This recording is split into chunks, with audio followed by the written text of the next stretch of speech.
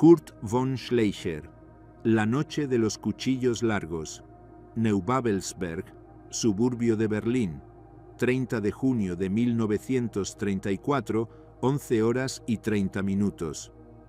El general Kurt von Schleicher, 51 años, ex canciller de Alemania, escucha golpes violentos en su puerta. Camina desde su estudio con paso firme. Es militar de carrera, general que sirvió en la Gran Guerra, político astuto que manipuló gobiernos durante una década. No conoce el miedo. Abre la puerta. Frente a él, 8 hombres de la Gestapo con pistolas desenfundadas. El Gruppenführer Kurt Gildisch grita: «General von Schleicher, viene con nosotros». Schleicher se yergue. Su voz es firme, con autoridad natural de quien comandó ejércitos. «Soy el general Kurt von Schleicher, ex canciller del Reich alemán. ¿Bajo qué autoridad?» Le disparan. Múltiples impactos en el pecho. El hombre que destruyó gobiernos con llamadas telefónicas, el político más astuto de Weimar, el manipulador que pensaba poder controlar a Hitler, cae. Su esposa Elisabeth escucha los disparos desde el salón donde lee tranquilamente. Deja caer su libro, corre hacia el vestíbulo, ve a su marido en el suelo, sangre extendiéndose por las baldosas de mármol importado. Grita.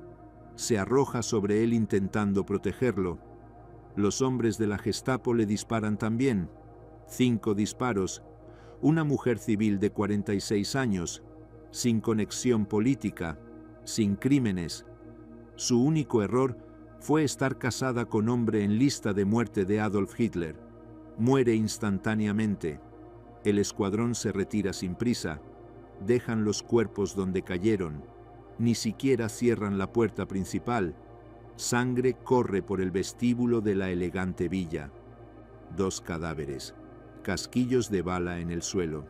Y afuera, el suburbio tranquilo de Neubabelsberg continúa su tarde de sábado normal.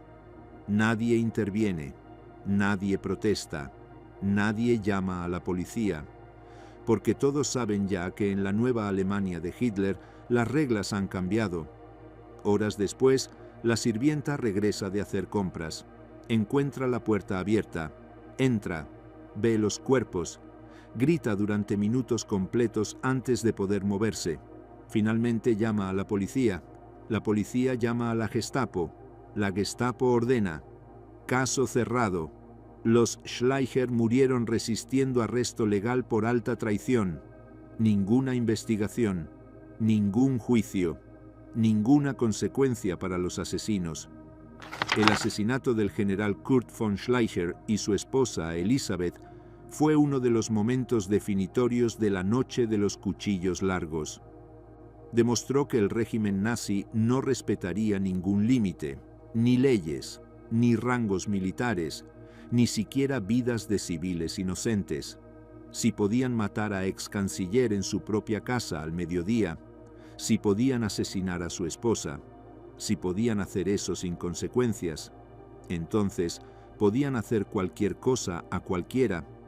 Pero para entender cómo llegamos a ese momento, cómo el político más poderoso de Weimar terminó ejecutado como criminal común, debemos regresar atrás, no solo meses, sino años, a las salas de conferencias donde Schleicher manipuló gobiernos, a las conspiraciones donde pensó que podía usar a Hitler, a los errores de cálculo que lo llevaron a su muerte, porque la historia de Kurt von Schleicher es la historia de un hombre brillante que jugó el juego político mejor que nadie, y perdió contra el único hombre que no jugaba según las reglas. Capítulo 1.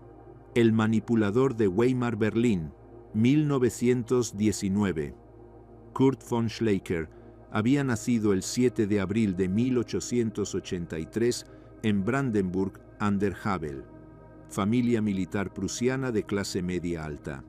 No aristócratas con Bonn heredado, sino burgueses que lo ganaron por servicio militar distinguido. Desde joven, Kurt mostró inteligencia excepcional, pero también algo más inquietante: completa ausencia de escrúpulos morales, no era sádico ni cruel, simplemente veía la ética como inconveniente e irrelevante en el juego del poder. En 1903 ingresó al ejército imperial alemán, tercer regimiento de guardias a pie. Allí conoció a otro joven teniente que cambiaría su destino, Oskar von Hindenburg, hijo del futuro presidente Paul von Hindenburg. La amistad con Oskar le daría acceso décadas después al anciano presidente, acceso que usaría para manipular la política alemana. Durante la Gran Guerra, Schleicher no luchó en trincheras, fue asignado al Estado Mayor, trabajo de escritorio, coordinación entre ministerios civiles y comando militar, logística, y descubrió su verdadero genio. No era líder de hombres en batalla, sino manipulador de hombres en salas de conferencias. Podía leer personas instantáneamente, sabía qué palancas presionar para cada individuo, qué amenazas funcionaban, qué sobornos tentaban, qué vanidades explotar, qué miedos usar. Era maestro absoluto de la intriga política. Cuando Alemania colapsó en noviembre de 1918, revolución, abdicación del Kaiser, armisticio humillante, Schleicher no lloró la derrota como otros oficiales prusianos. Calculaba fríamente cómo mantener poder en el nuevo orden. La República de Weimar necesitaba ejército funcional para mantener orden interno. El ejército necesitaba fondos del gobierno civil para sobrevivir. Schleicher se convirtió en el intermediario esencial, el hombre que conectaba políticos con generales, el que negociaba, el que arreglaba problemas discretamente, el que sabía todos los secretos sucios. En 1919 fue asignado como asistente del general Hans von Seeckt, comandante del nuevo Reichswehr, ejército de 100.000 hombres permitido por el Tratado de Versalles. Seeckt tenía visión clara: crear ejército profesional pequeño pero excelente, núcleo de oficiales y suboficiales expertos que podrían entrenar ejército masivo si las restricciones de Versalles algún día se levantaban. Schleicher se convirtió en su eminencia gris, el consejero que susurraba en oídos correctos, el que implementaba órdenes de Seeckt sin dejar huellas. Su filosofía política era simple y profundamente cínica. Alemania necesitaba gobierno autoritario estable. La democracia parlamentaria era caos ineficiente. Masas eran ignorantes.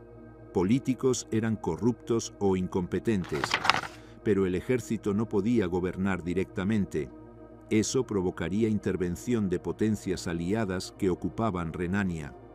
Y además, el ejército era demasiado pequeño para controlar país de 60 millones. Necesitaban políticos civiles como fachada, gobierno aparentemente democrático, pero con militares controlando desde atrás. Schleicher pasó los años 20 construyendo esa estructura. 1920. Putsch de Kapp. Militares de derecha intentan golpe contra gobierno republicano. Schleicher no participa directamente, pero tampoco ayuda al gobierno. Juega a ambos lados. El putsch fracasa, pero Schleicher sale ileso. 1923. Crisis del Ruhr. Francia ocupa región industrial alemana por impagos de reparaciones. Hiperinflación destruye economía. Gobierno colapsa. Schleicher maniobra en sombras. Ayuda a instalar nuevo gobierno. Asegura que militares mantengan influencia. 1900, 25 a 28. Relativa estabilidad bajo canciller Gustav Stresemann. Economía se recupera con préstamos estadounidenses. Schleicher observa. Construye red de contactos. Acumula archivos con información comprometedora sobre políticos, industriales, periodistas. Usa esos archivos sin piedad. En 1928 fue ascendido a general de división. En 1929 crearon para él posición especial, jefe de la oficina ministerial en el Ministerio de Defensa. Título burocrático sin significado aparente. Función real: coordinador político del ejército. El hombre que decidía qué gobiernos civiles el Reichswehr apoyaría o destruiría, y usaba ese poder constantemente. Cuando gobierno del canciller Hermann Müller parecía demasiado izquierdista, socialdemócratas apoyados por sindicatos, Schleicher conspiró para su caída en marzo de 1930. Instaló a Heinrich Brüning, del Partido Católico de Centro, hombre austero, economista ortodoxo, defensor de austeridad brutal para pagar reparaciones y estabilizar Marko. Brüning gobernó por decreto de emergencia del presidente Hindenburg, sin apoyo parlamentario real. Implementó recortes devastadores mientras Alemania se hundía en la Gran Depresión. Desempleo escaló a 6 millones. Hambre, desesperación, radicalización política masiva. Y Schleicher observaba fríamente, calculando su próximo movimiento. Porque durante este período apareció nueva fuerza política que Schleicher pensaba poder manipular: el Partido Nacional Socialista Obrero Alemán, los nazis. Capítulo 2. El error de cálculo Berlín, septiembre de 1930. Las elecciones del Reichstag produjeron terremoto político. El partido nazi obtuvo 107 escaños, de 12 en elección anterior de 1928. Segunda fuerza política de Alemania detrás de los socialdemócratas. Adolf Hitler, el antiguo cabo austriaco. El demagogo que había intentado putsch fallido en Múnich en 1923, ahora comandaba movimiento de masas con millones de seguidores. Schleicher estudió el fenómeno con interés clínico. Los nazis tenían algo que ningún partido tradicional poseía: capacidad de movilizar masas, nacionalismo visceral, símbolos poderosos, violencia organizada en las SA, Sturmabteilung, tropas de asalto en camisas pardas. Schleicher vio oportunidad. Podían usar a los nazis, su energía popular, su nacionalismo anti-Versalles, su disposición a enfrentar violentamente a comunistas y socialdemócratas en las calles. Controlarlos sería fácil. Hitler era demagogo vulgar sin educación formal, ex cabo sin experiencia gubernamental, rodeado de matones y fanáticos. Darle algunas migajas de poder, usarlo para movilizar masas, luego descartarlo cuando ya no fuera útil. Fue exactamente el mismo error de cálculo que cometieron todos los conservadores alemanes: von Papen, Hugenberg, los industriales del Ruhr, incluso el anciano Hindenburg. Todos pensaban que podían controlar a Hitler. Schleicher comenzó negociaciones exploratorias con los nazis en 1931. Reuniones discretas. Tantear posibilidades de cooperación. Hitler exigía la Cancillería, nada menos. Schleicher rió internamente. El cabo bohemio sobreestimaba su valor. Mientras tanto, Schleicher se cansaba del canciller Brüning. Brüning era demasiado independiente. Implementaba políticas que Schleicher no había aprobado. Peor aún, Brüning contemplaba restaurar monarquía, no con un Hohenzollern, sino con algún príncipe menor. Eso excluiría a los militares del poder real. Inaceptable. En mayo de 1932, Schleicher conspiró para remover a Brüning.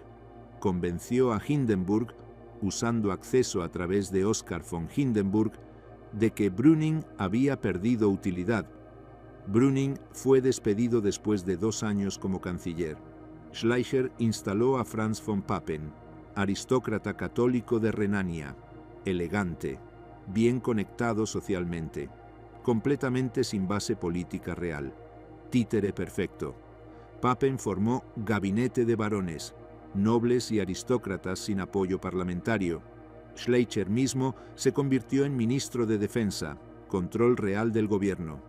El plan era simple: gobernar sin Reichstag, usar decretos de emergencia, apoyarse en presidente Hindenburg y el ejército, pero necesitaban neutralizar oposición parlamentaria.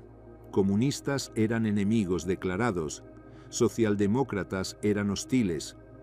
El centro católico estaba resentido por remoción de Brüning.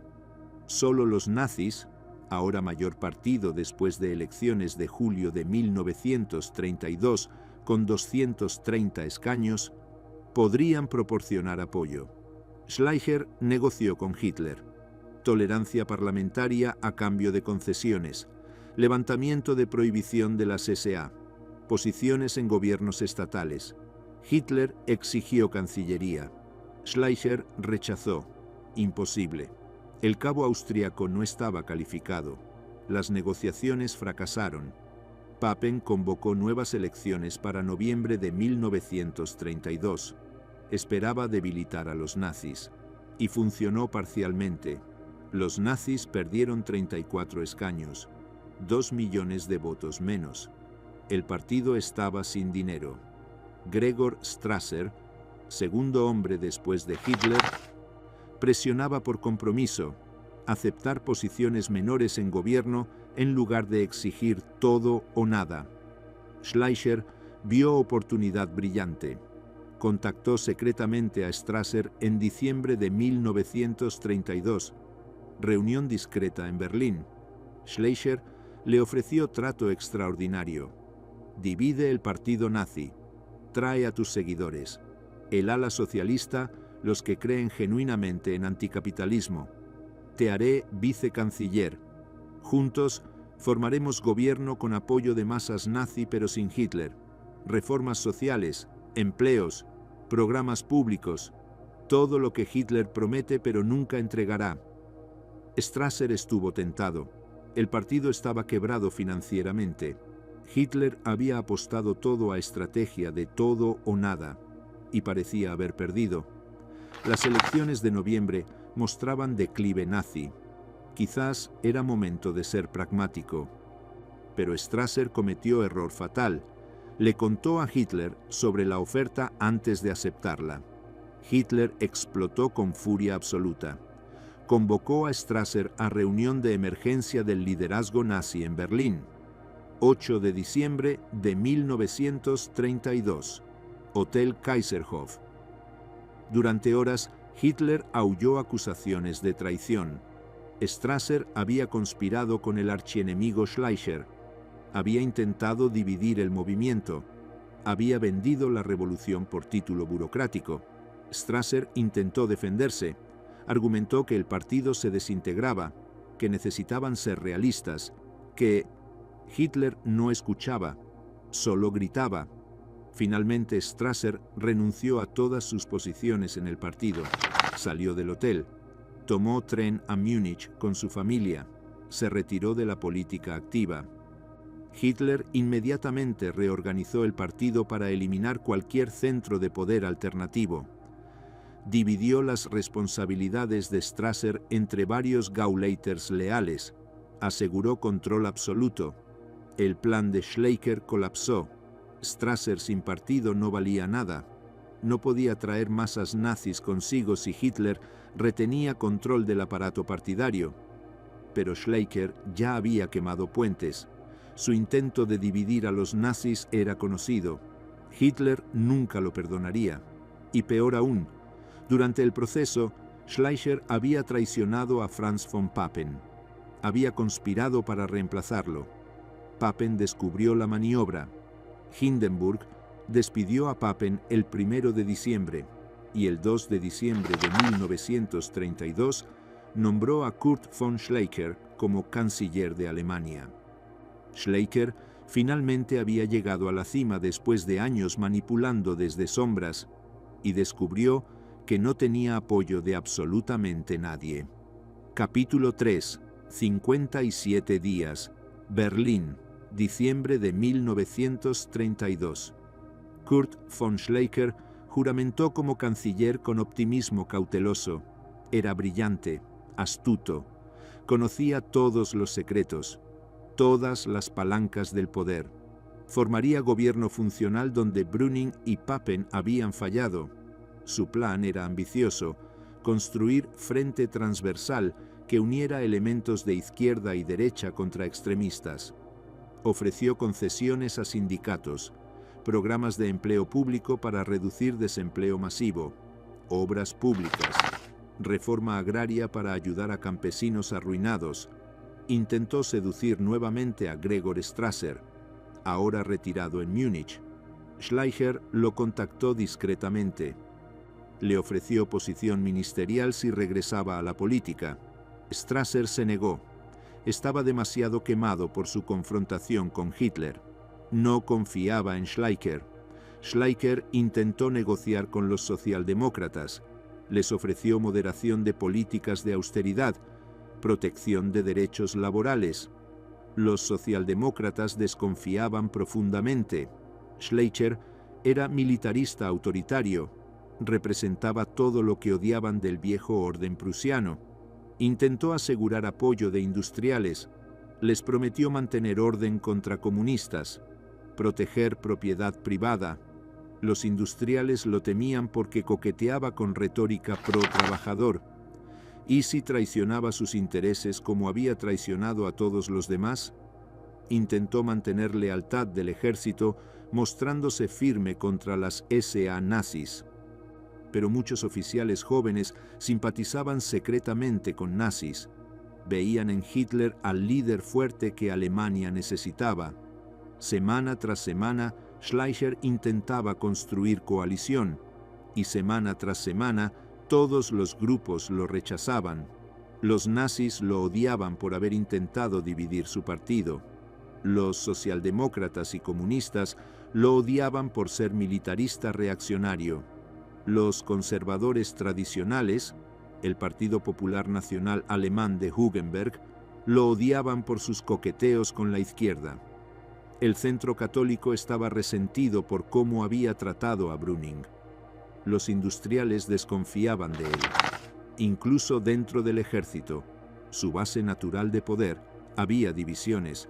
Schleicher estaba completamente aislado, y mientras él luchaba desesperadamente por sobrevivir, Franz von Papen conspiraba venganza. Papen había sido humillado por Schleicher, removido de la Cancillería por maniobras de su propio ministro de Defensa, traicionado por hombre en quien había confiado. Pero Papen todavía tenía algo crucial: acceso al presidente Hindenburg. Hindenburg, de 85 años, estaba senil, cada vez más confundido, pero todavía controlaba formalmente el nombramiento del canciller, y Papen podía visitarlo, especialmente a través de Oskar von Hindenburg, el hijo que manejaba acceso a su anciano padre. Papen comenzó negociaciones secretas con Adolf Hitler en enero de 1933. Se reunieron en la casa del banquero Kurt von Schröder en Colonia. 4 de enero. Reunión absolutamente secreta. Papen le propuso a Hitler nuevo plan. Hitler sería canciller. Papen sería vicecanciller. Gabinete de coalición con nacionalistas conservadores. Solo 3 ministros nazis de 11 totales. Hitler estaría contenido, controlado. Los conservadores dominarían realmente el gobierno. Hitler había aprendido lección crucial de 1932. No más exigencias imposibles. No más todo o nada. Aceptaría Cancillería en gobierno de coalición. Una vez dentro, encontraría forma de tomar control total. Papen vendió el plan a Hindenburg. Hemos contratado a Hitler. En 2 meses lo habremos empujado contra la pared hasta que chille. Exactamente la misma arrogancia que Schleicher había mostrado. Todos pensaban poder controlar a Hitler. Schleicher descubrió la conspiración. Sus espías en círculos conservadores le informaron de las reuniones entre Papen y Hitler. Intentó bloquearla. Fue a ver a Hindenburg personalmente. Herr Reichspräsident, nombrar a Hitler como canciller sería desastre. El hombre es demagogo peligroso. Sus seguidores son matones violentos. No tiene escrúpulos. Una vez en poder, no lo soltará voluntariamente.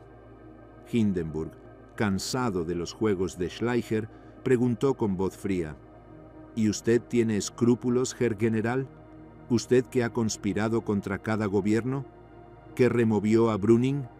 ¿Que traicionó a Papen? Schleicher no tenía respuesta.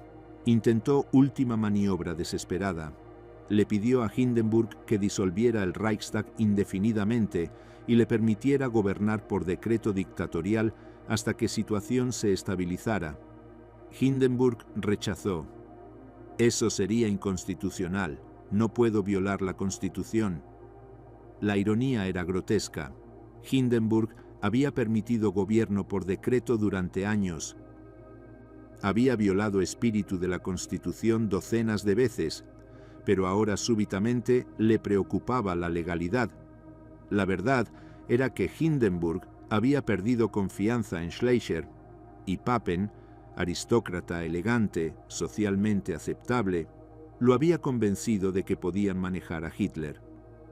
El 28 de enero de 1933, después de solo 57 días en el cargo, Kurt von Schleicher renunció como canciller de Alemania.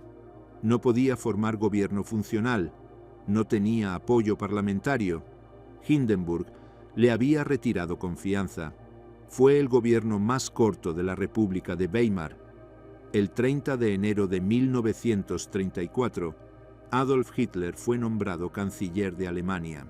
Franz von Papen era vicecanciller. Solo 3 ministros nazis en gabinete de 11. Los conservadores creían haber contenido a Hitler. Schleicher observaba con mezcla de furia e incredulidad.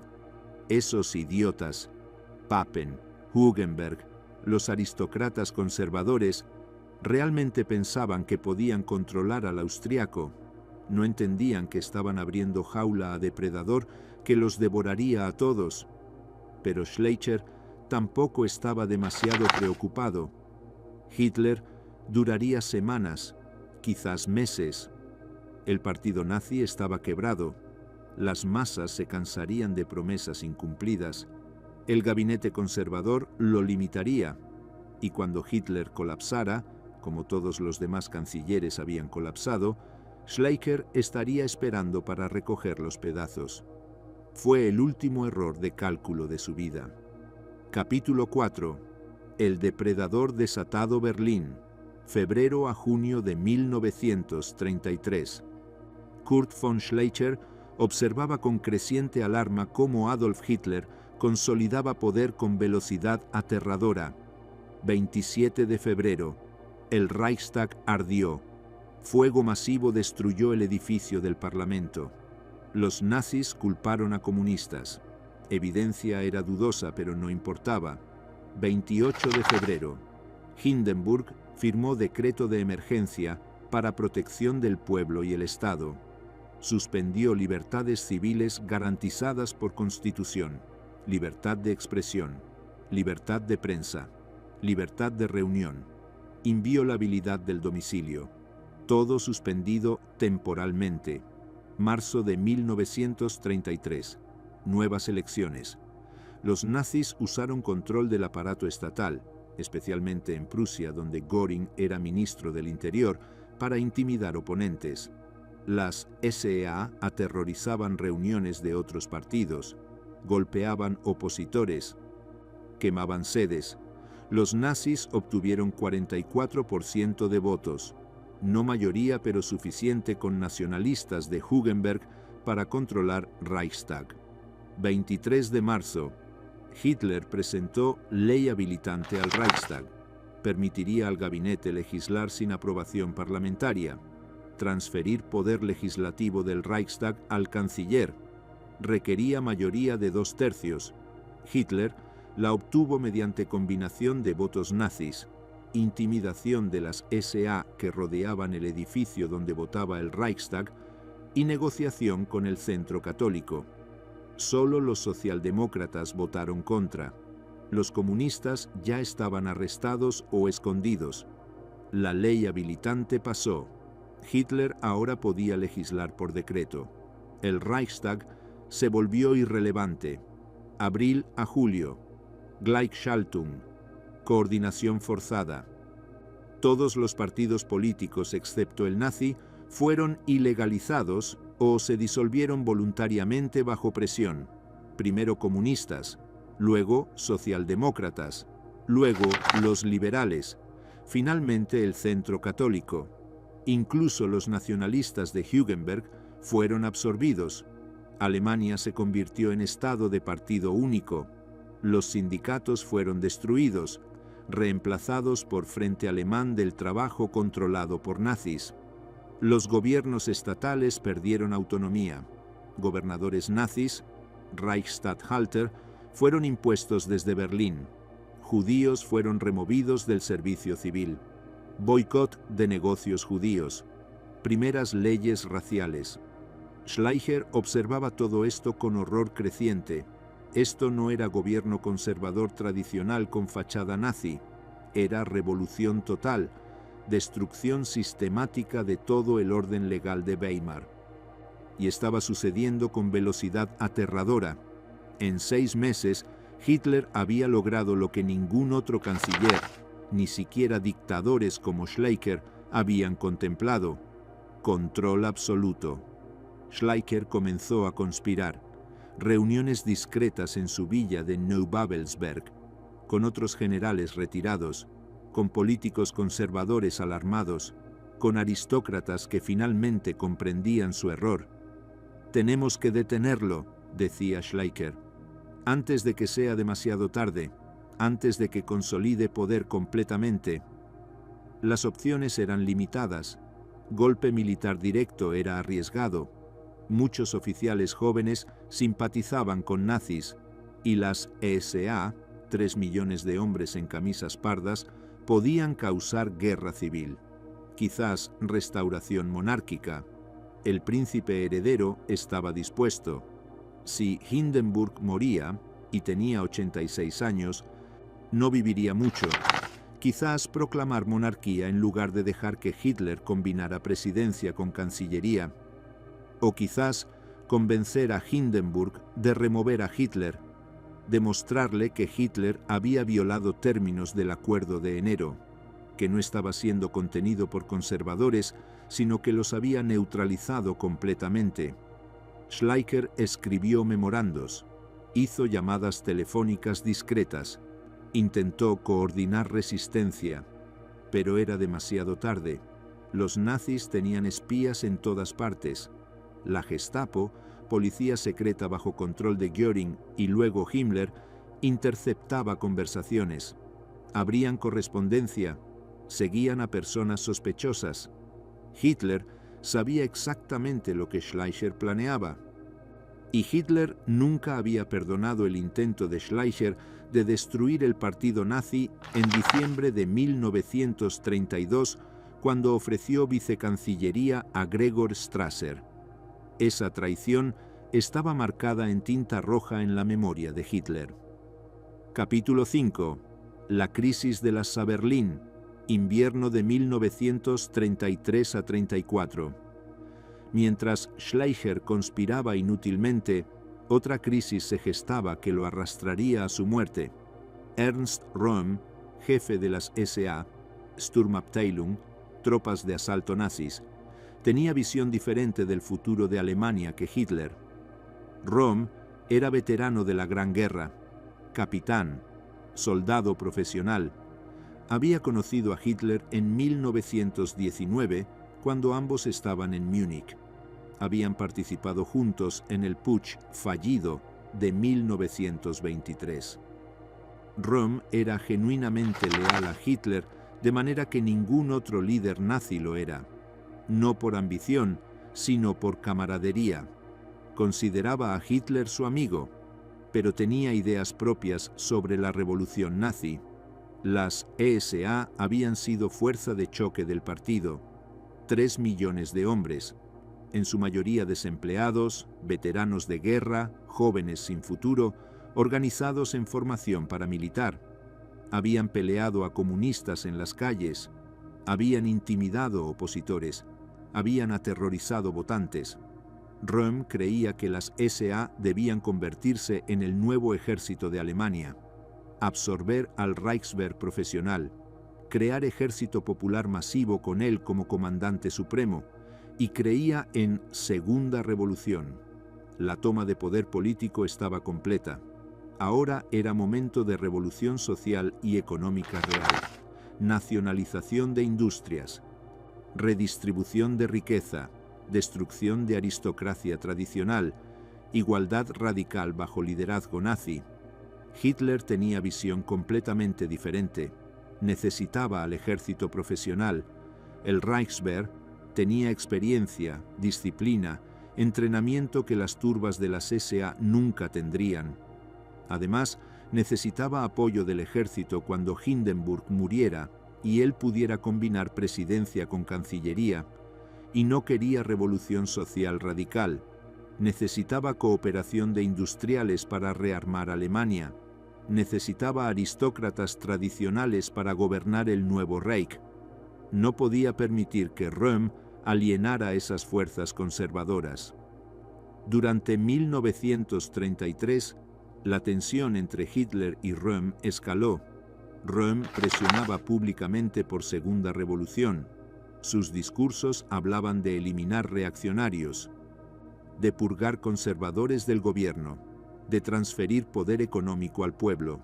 Los industriales estaban aterrorizados. Los generales del Reichswehr estaban furiosos. ¿Iban a ser reemplazados por turbas callejeras sin entrenamiento? Hitler intentaba calmar a Röhm en privado. Ernst, necesitamos tiempo. Consolidar primero. La revolución económica vendrá después. Röhm no escuchaba. Adolf, nos estamos convirtiendo en lo que destruimos. Compromiso con reaccionarios. Alianza con capitalistas. ¿Dónde está la revolución que prometimos? La relación se deterioraba. Göring y Himmler observaban con interés calculador.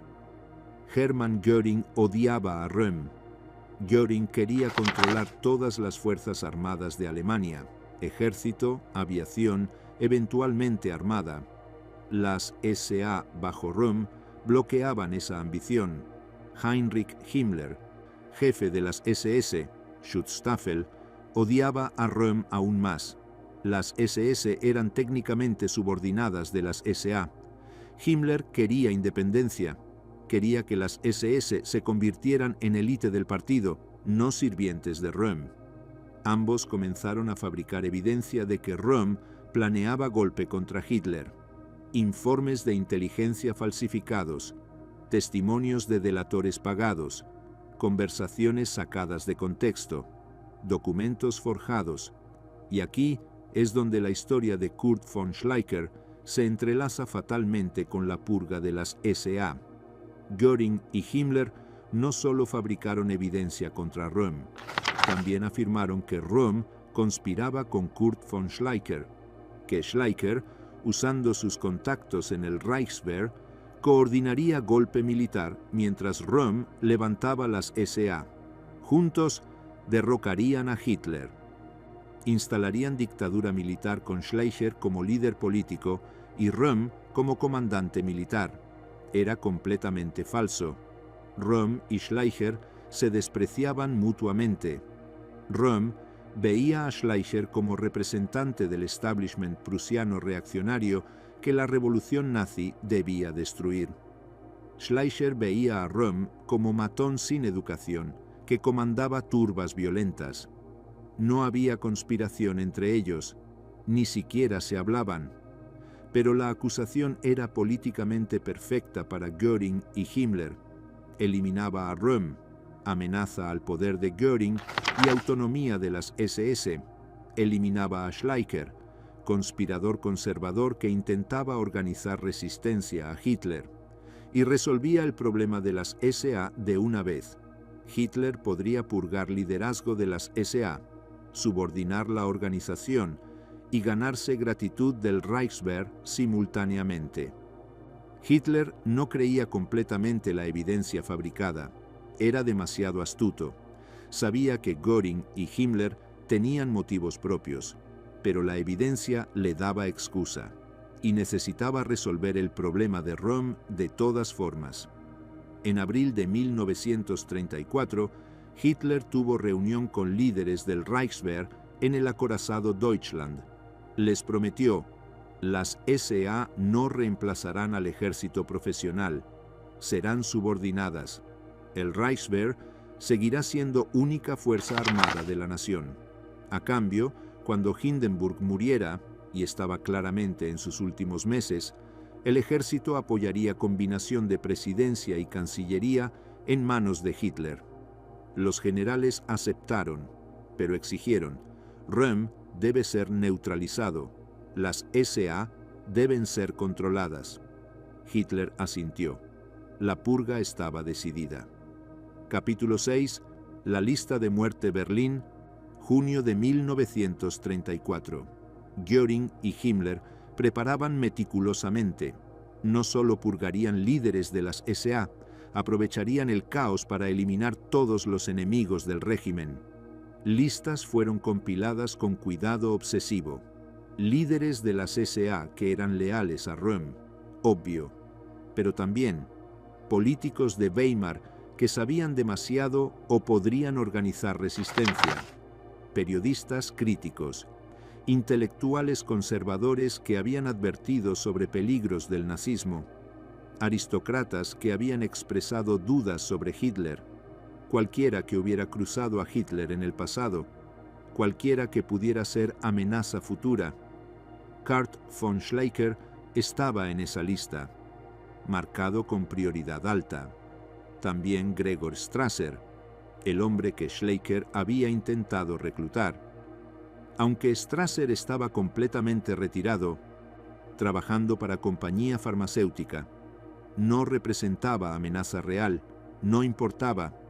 Hitler recordaba la traición percibida de diciembre de 1932. Strasser moriría. Gustav Ritter von Kahr, político bávaro que había traicionado a Hitler durante Putsch de Múnich de 1923. 73 años. Retirado hacía una década. Sin poder político. No importaba. Venganza antigua, pero venganza al fin. Edgar Jung, escritor conservador que había criticado al régimen en discursos.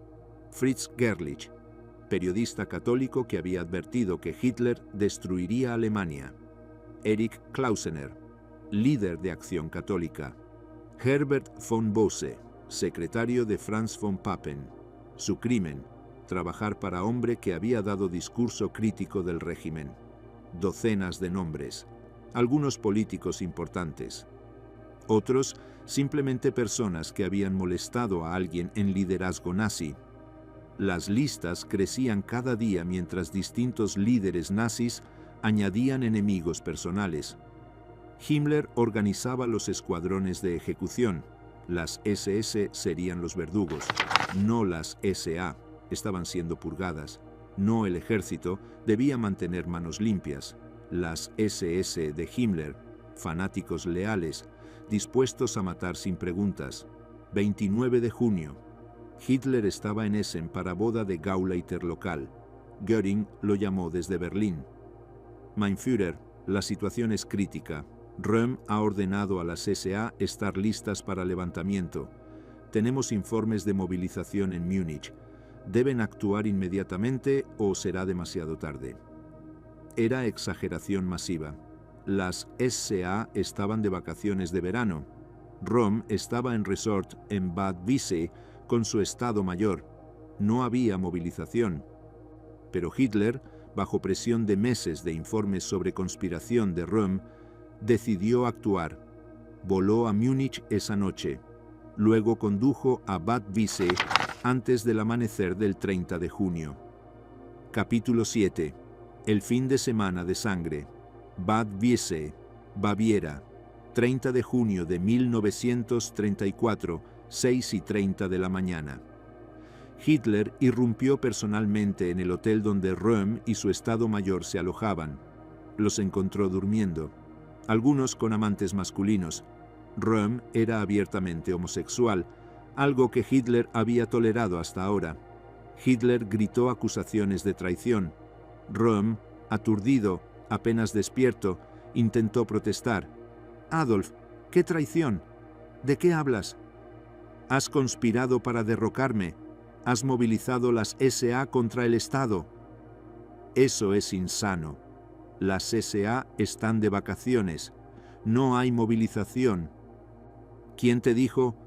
Pero Hitler no escuchaba. Röhm y los otros líderes de las SA presentes fueron arrestados, trasladados a prisión de Stadelheim en Múnich. Hitler regresó a Múnich. Pasó horas en cuartel general del partido. No podía decidir si ordenar ejecuciones o solo arrestos. Göring lo llamó desde Berlín. Mein Führer, la situación en Berlín requiere acción inmediata. Hemos descubierto más conspiradores. Solicito autorización para proceder. Hitler, agotado emocionalmente después de confrontar a su viejo camarada Röhm, murmuró: «Haz lo que sea necesario». Esa orden condenó a docenas de personas. En Berlín, Göring y Himmler activaron escuadrones de muerte. Listas fueron distribuidas, direcciones confirmadas, equipos asignados. 30 de junio, 11 y 30 de la mañana, Neubabelsberg. El escuadrón llega a Villa de Schleicher. Sabemos lo que sucedió: golpes en puerta. Schleicher abre, intenta usar su rango, le disparan. Elisabeth corre, también le disparan. Ambos muertos en su vestíbulo. Simultáneamente en toda Alemania. Múnich, prisión de Stadelheim. Ernst Röhm en celda. Le dan pistola. Orden de suicidarse. Se niega. Si Adolf quiere matarme, que venga él mismo. Hitler no viene. Envía 2 oficiales de las SS. Disparan a Röhm en su celda. Muere a las 6 de la tarde. Berlín, calle Prinz Albrecht, cuartel general de la Gestapo. Gregor Strasser es arrestado en su oficina de la compañía farmacéutica. Llevado al edificio de la Gestapo. Le disparan en su celda. Lo dejan desangrarse lentamente durante horas. Muere en agonía. Berlín, Cancillería del Reich. Herbert von Bose, secretario de Papen, está en su oficina. Escuadrones de las SS irrumpen. Le disparan mientras intenta protestar. Sangre salpica documentos gubernamentales en su escritorio. Berlín, Ministerio de Transporte. Erich Klausener, líder de Acción Católica, trabajando en su oficina. Le disparan en la sien. Los nazis afirmarán después que se suicidó. Múnich, bosque cerca de la ciudad. El padre Bernhard Stempfle, sacerdote que había ayudado a Hitler a editar Mein Kampf en 1924. Sabía demasiado sobre pasado de Hitler. Encontrado muerto con cuello roto, cerca de Dachau, pantano. Gustav Ritter von Kahr, 73 años. El hombre que había traicionado el putsch de Múnich 11 años antes. Torturado durante horas. Cuerpo destrozado con hachas. Arrojado al pantano. Múnich. Edgar Jung, escritor conservador. Asesinado. Múnich. Fritz Gerlich, periodista católico que había advertido sobre Hitler. Asesinado en campo de concentración de Dachau. Y errores también. Billy Schmid, crítico musical de Múnich. Confundido con Wilhelm Schmid, activista de las SA. Arrestado en su casa frente a su esposa e hijos. Ejecutado. Cuando descubrieron el error, enviaron carta de disculpa a su viuda. Dr. Wilhelm Eduard Schmid, ingeniero de Múnich. También confundido. También ejecutado. Otros arrestados pero perdonados en último momento. Franz von Papen, vicecanciller, fue puesto bajo arresto domiciliario. Su secretario Bose fue asesinado, pero Papen sobrevivió. Hitler lo necesitaba todavía para legitimidad ante conservadores. El fin de semana del 30 de junio al 2 de julio, entre 80 y 200 personas fueron asesinadas. El número exacto nunca fue confirmado. Los nazis destruyeron registros. No hubo juicios. No hubo acusaciones formales. No hubo defensa legal, solo listas de nombres y escuadrones de las SS con pistolas. Capítulo 8. La ratificación del asesinato Berlín. 3 de julio de 1934. El gabinete ministerial se reunió. Hitler explicó las acciones del fin de semana. Röhm y las SA habían planeado golpe. Schleicher había conspirado con Röhm. Otros asesinados eran traidores o cómplices. Acción decisiva había salvado a la nación. El gabinete, incluyendo ministros conservadores que se suponía controlaban a Hitler, aprobó retroactivamente todas las ejecuciones. Ley formal fue promulgada. Las medidas tomadas el 30 de junio y 1 y 2 de julio para suprimir ataques traicioneros de alta traición son legales como defensa del Estado. Asesinato masivo fue legalizado retroactivamente. El presidente Hindenburg envió telegrama a Hitler.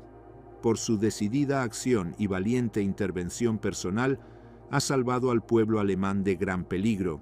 Le expreso mi más profunda gratitud y sincero reconocimiento. El anciano presidente de 86 años, símbolo de viejo orden prusiano, bendecía asesinato del general Schleicher sin siquiera protestar. El Reichswehr, ejército profesional que Schleicher había servido durante décadas, guardó silencio. Estaban contentos de que las SA hubieran sido neutralizadas. No les importaba el precio. Algunos oficiales protestaron privadamente el asesinato de General en retiro y su esposa civil. Pero nadie hizo nada públicamente. Las iglesias protestaron débilmente la muerte de católicos como Klausener, pero no tomaron acción real. Los tribunales nunca investigaron. Ningún fiscal presentó cargos. La prensa, ahora completamente controlada por nazis, celebró la firmeza de Hitler contra traidores. 3 de julio, Hitler dio discurso al Reichstag explicando la purga. Habló durante 2 horas, mezcla de justificación, amenaza y autoglorificación. Röhm conspiraba con Schleicher, planeaban golpe para el 5 de julio. Las SA serían movilizadas, el ejército sería atacado, yo habría sido arrestado o asesinado. Todo falso. No había conspiración, no había planes de golpe. Röhm estaba de vacaciones, Schleicher estaba retirado, pero Hitler lo declaraba con convicción total, y nadie podía contradecirlo. Los muertos no pueden defenderse. Durante 24 horas fui juez supremo del pueblo alemán. Di orden de disparar a los principales culpables de alta traición. Aplausos atronadores del Reichstag. Hitler continuó con amenaza apenas velada. Todos deben saber que si alguien alza su mano contra el Estado, muerte segura es su destino. Mensaje claro. Oposición significaba asesinato, no arresto, no juicio, asesinato sumario, y el Reichstag, Parlamento alemán, aplaudió. Capítulo 9. Las consecuencias. Agosto de 1934. El 2 de agosto, Paul von Hindenburg murió a los 86 años. Dentro de horas, Hitler combinó presidencia y cancillería. Se convirtió en Führer und Reichskanzler, líder y canciller. El ejército juró lealtad personal a Adolf Hitler, no al Estado, no a la Constitución, a Hitler personalmente. Juro por Dios este sagrado juramento, que obedeceré incondicionalmente a Adolf Hitler, Führer del Reich y pueblo alemán, comandante supremo de las Fuerzas Armadas, y estaré listo como valiente soldado a arriesgar mi vida en cualquier momento por este juramento. Los oficiales que habían servido con Schleicher, que habían conocido a Schleicher, que sabían que Schleicher había sido asesinado sin juicio, juraron lealtad al hombre que ordenó ese asesinato. La República de Weimar estaba oficialmente muerta. La dictadura era total, y nadie había detenido el proceso. Los conservadores que pensaban poder controlar a Hitler habían sido neutralizados o aterrorizados al silencio. El ejército que debía defender honor y legalidad había vendido su alma por promesa de rearme. Las iglesias que debían defender moralidad habían protestado débilmente, y luego se callaron. Los tribunales que debían defender ley habían legalizado asesinato. Kurt von Schleicher yacía en tumba sin justicia. Su esposa, Elisabeth, también. Y docenas de otros. Sus muertes demostraron algo crucial sobre el régimen nazi. No había límites. Si podían matar a ex canciller, si podían matar a esposa civil inocente, si podían hacer eso en mediodía en suburbio tranquilo sin consecuencias, entonces podían hacer cualquier cosa.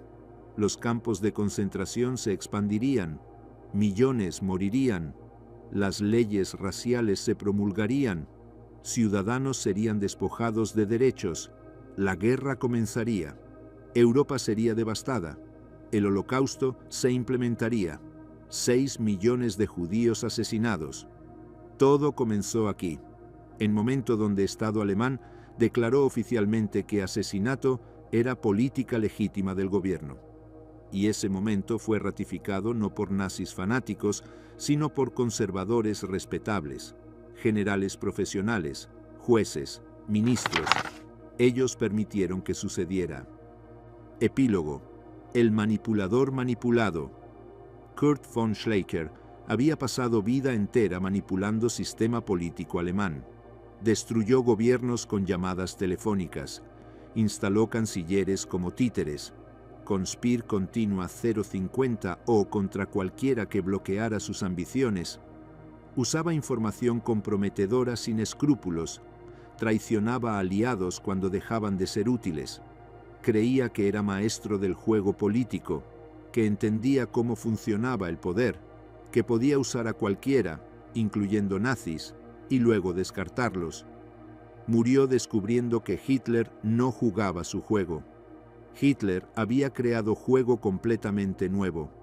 Juego donde las reglas tradicionales no aplicaban, donde honor militar no significaba nada, donde rango no protegía, donde legalidad era irrelevante.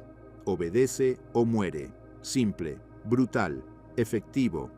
Schleicher intentó aplicar métodos de Weimar contra Hitler, conspiraciones, negociaciones, manipulación de facciones, construcción de coaliciones, todos inútiles contra hombre que simplemente ordenaba, mátenlo. La ironía histórica es profunda. Schleicher había ayudado a destruir la República de Weimar con sus maniobras, había socavado gobierno tras gobierno, había debilitado instituciones democráticas, había creado caos político que Hitler explotó, y luego fue devorado por el monstruo que ayudó a crear. No directamente, Schleicher no puso a Hitler en poder. Eso fue Papen y los conservadores, pero Schleicher había envenenado el sistema. Había demostrado que gobiernos democráticos eran débiles, que podían ser manipulados, que instituciones no importaban, que solo importaba poder desnudo.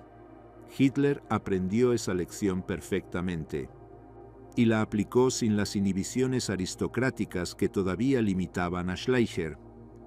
La muerte de Schleicher y Elisabeth en su vestíbulo marca momento específico en historia alemana, momento donde último vestigio del viejo orden, militar prusiano, honor aristocrático, legalidad formal, fue públicamente destruido. General retirado ejecutado sin juicio. Esposa civil asesinada, en su propia casa, al mediodía. Y nadie hizo nada. El ejército no protestó. Los tribunales no investigaron. La sociedad respetable miró hacia otro lado. Ese silencio fue colaboración. Ese silencio permitió todo lo que vino después. Cuando los historiadores preguntan cómo Alemania, nación educada, culta, con tradición legal fuerte, se convirtió en Estado genocida. Parte de la respuesta está aquí. En momento donde asesinato se convirtió en política estatal. Y fue aceptado. Kurt von Schleicher no fue héroe. Era manipulador cínico que destruyó democracia por ambición personal. Conspirador que traicionaba aliados sin remordimiento, pero no merecía morir de rodillas en su vestíbulo con balas en el pecho. Su esposa, Elisabeth, Definitivamente no merecía morir. Ella no era política, no conspiraba, no manipulaba gobiernos, era simplemente esposa de hombre poderoso. Su asesinato demostró verdad esencial sobre totalitarismo. Nadie está seguro, ni siquiera inocentes, ni siquiera civiles sin conexión política. Si régimen decide que eres enemigo, por tu parentesco, tu apellido, tu religión, tu etnia, morirás, sin juicio, sin defensa, sin apelación. Los nombres de Kurt y Elisabeth von Schleicher están inscritos en monumentos a víctimas del nazismo en Alemania moderna, junto a nombres de comunistas que resistieron desde el principio, junto a socialdemócratas que votaron contra ley habilitante, junto a sacerdotes que protestaron, junto a estudiantes que distribuyeron panfletos. Es apropiado recordarlos, no como héroes, especialmente Kurt no fue héroe, pero como advertencia sobre peligro de creer que puedes manipular extremistas, que puedes usarlos y luego controlarlos, que puedes jugar con fuego sin quemarte. Los conservadores alemanes de 1933 creían que podían manejar a Hitler. Lo hemos contratado. En 2 meses lo habremos empujado contra la pared. Schleicher había creído lo mismo. Pensaba poder dividir el partido nazi, usar a Strasser, descartar a Hitler. Todos se equivocaron fatalmente y pagaron con sus vidas o su honor. 30 de junio de 1934, 11:30 de la mañana, villa en Neubabelsberg. Un hombre de 51 años abre su puerta. Frente a él, 8 hombres con pistolas. Intenta usar su rango militar, su posición como ex canciller, su dignidad como general prusiano. Le disparan. Su esposa corre para ayudarlo. También le disparan. Ambos caen. La sangre se extiende por baldosas de mármol. La puerta queda abierta. Los asesinos se retiran. Y en ese momento, algo fundamental cambió en Alemania. El Estado de Derecho murió. La protección de rango y posición murió. La idea de que había límites legales, morales, humanos, murió. Todo lo que siguió, los campos, las deportaciones, las ejecuciones masivas, la guerra de exterminio, fue posible porque ese límite fue cruzado y nadie lo detuvo. La historia de Kurt von Schleicher es tragedia, no tragedia de héroe inocente. Él no era inocente. Tragedia del manipulador que creyó poder controlar lo incontrolable, del cínico que pensó que cinismo era suficiente para sobrevivir, del político astuto que descubrió demasiado tarde que astucia no protege contra balas. Y la historia de Elisabeth von Schleicher es diferente tipo de tragedia.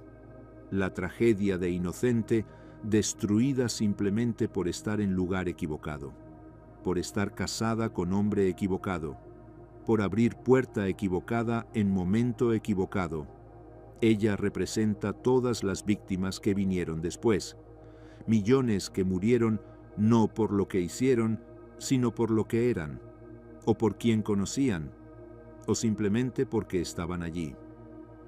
Cuando visitantes modernos van a Neubabelsberg y encuentran la placa conmemorativa en el sitio de la villa de Schleicher, la casa original fue destruida en la guerra, deben recordar ambas lecciones. Primera lección: no puedes negociar con totalitarismo, no puedes manipularlo, no puedes usarlo para tus propios fines. Te devorará. Segunda lección: cuando permites que Estado asesine sin consecuencias, incluso si víctimas no son simpáticas, creas precedente que eventualmente destruirá a todos. El general Kurt von Schleicher y su esposa Elisabeth fueron asesinados el 30 de junio de 1934, sin juicio, sin cargos formales, sin oportunidad de defensa, simplemente ejecutados en su propia casa porque Adolf Hitler ordenó sus muertes, y Alemania, el ejército, los tribunales, las iglesias, la sociedad aceptó esos asesinatos, los legalizó retroactivamente los celebró como defensa del Estado. En ese momento, Alemania cruzó al otro lado, y no habría retorno hasta que el régimen completo fuera destruido 11 años después en ruinas y cenizas. Kurt von Schleicher manipuló el sistema hasta el final. El sistema lo destruyó, y a su esposa inocente junto con él. Esa es su historia. Y nuestra advertencia. Fin.